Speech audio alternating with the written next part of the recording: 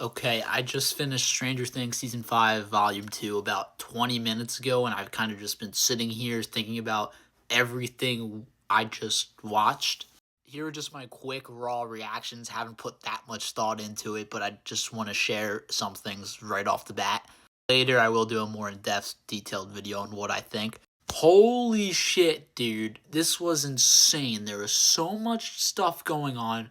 I have to say, this season should have come out weekly because there is so much information, like game changing information in these 3 episodes that are a lot to process when you're binging at once. And when you have the option to just keep watching, you can't just put it down and think about it.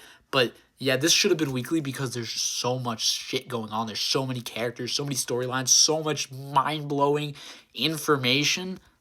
I mean, there were so many good characters this part. My favorites for sure was Max. Sadie Sink gives an incredible performance.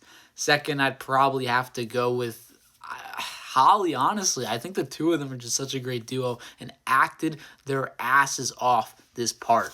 Speaking of acting, Gaten Matarazzo and Joe Keery, Stephen Dustin have some amazing dialogue this part, have some great stuff to do with each other, and that was a highlight.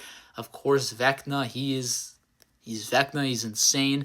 Um, I don't even know. My favorite episode out of these was definitely 6. Sean Levy's episode, of course, he makes a banger. The end of 5, I think, was also great. I think 7 was probably the weakest. It's more of a setup for the finale, but I think it'll be better once we watch that finale next week. Also, they finally gave my boy Jonathan something to do this part after like 2.5 seasons of nothing. Jonathan and Nancy have maybe the best scene of this part, honestly, with the two of them. And that was much, much needed and such a relief just to watch finally. My only major complaint is that there's just so much going on that some characters, some plot lines are just, kind of sidelined and they're important. Like, you'll find out something major about one plot line, then you switch to another one, and then another one, and you're finding out big things about each plot line, and you don't get back to the first one you got till 40 minutes into the episode. There's just a lot going on, and I love every storyline, every plot line, but I don't think it was balanced great, honestly, but I don't know how much better they could have done.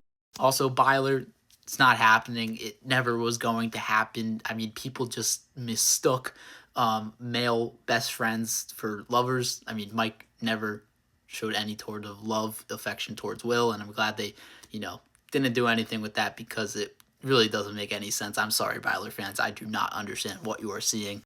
But overall, a great part. I will come back